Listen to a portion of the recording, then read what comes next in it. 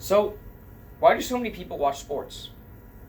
The phenomenon of sports is fascinating, that millions of people tune in every night or every weekend to see a group of people that they have very little personal attachment to or personal association with play a sport, fight, and hopefully win. Now, I think that's just the thing about sports, where we like to win. Whether that's personally, if we're playing to improve ourselves and become the best we can be, or whether we're watching and we're trying to be associated with a team that is ultimately the best. Now, in basketball and across all sports, actually, there are conversations on who the greatest player of all time is. It's only natural that we come to discuss that in the competitive environment that is sports. And in the realm of basketball, if you remember my trailer, when I asked who the greatest was, I heard two resounding names, LeBron James and Michael Jordan. Now, both of these players, I think, have a fair shot to be considered the GOAT, and both have excellent arguments as to why they should be the GOAT. However, in this speech, I'll be presenting my case as to why I think MJ is the greatest of all time. And I'll be doing this in two methods. First is going to be statistically, and second is going to be culturally. So first, starting with statistics, I'm going to be pulling up Basketball Reference. It's going to be on the screen. It's basically a website that compiles stats from players and records it.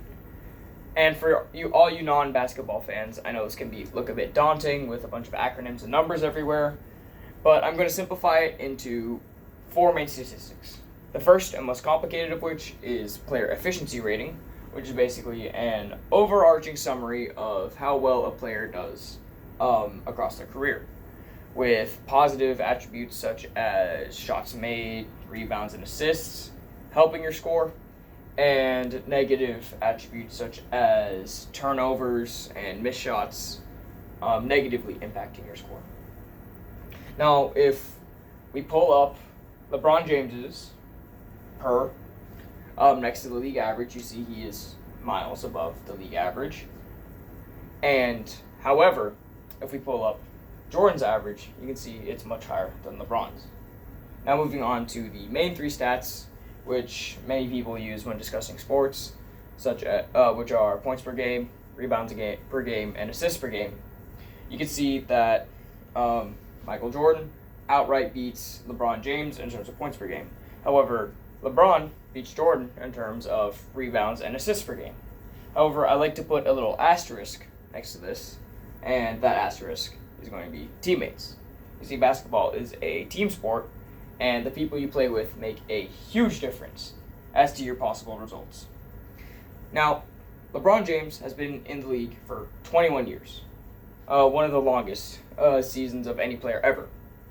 And in that time, he has had 7 all-star caliber players, some people among them being Chris Bosh, Dwayne Wade, and Anthony Davis.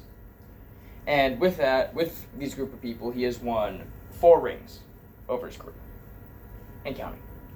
Now, for Michael Jordan, he has been in the league he was in the league for 15 years. He has won 6 rings, 6 championships in that time. However, he has only had 1 all-star caliber teammate in his career. So that is why statistically I think Jordan is the better player. Now, moving on to culture. First things first, I know I'm going to get comments about Lebrenicy, Lebreni this, Lebreni that. And I tried it. It's alright. I mean, it's Hennessy, which is good, but nothing done to it except for some packaging, which I think is cool. Also, Michael Jordan had the better Space Jam. But ultimately, the thing I'm going to be going the most in-depth on is shoe sales. Now, I'm a big sneakerhead, and this is something I understand, so that's why I'm using it. So, LeBron and Michael Jordan both have contracts with Nike, and they both have their own signature shoe lines, LeBron's and Jordan's. Now, LeBron has a very successful shoe line. He makes about $350,000 every 5 hours off of sales of LeBron's. Now, this is a ludicrous amount of money. It's an insane amount of money. However, it pales in comparison to what Jordan makes. The Jordan brand makes $3 million every 5 hours in terms of their sales. Now, to demonstrate this, who here is wearing a pair of Jordans? I know I got a pair of Jordans on. Anyone else? Okay, who owns a pair of Jordans and who knows someone who owns a pair of Jordans? Yeah, pretty much everyone in this room. Now, who here wears, owns, or knows someone who owns a pair of LeBrons? There we go. Now, this is because Jordan has exceeded the court, not just because of his athletic prowess, which he does, but also because Jordans have exceeded the world of performance basketball shoes and have become status symbols for many musical artists. They've become a staple in the lifestyle fashion, and ultimately they are the far superior shoe in terms of sales and in terms of cultural impact. So, with all that's being said, that is why I think that's why I think Jordan is the GOAT.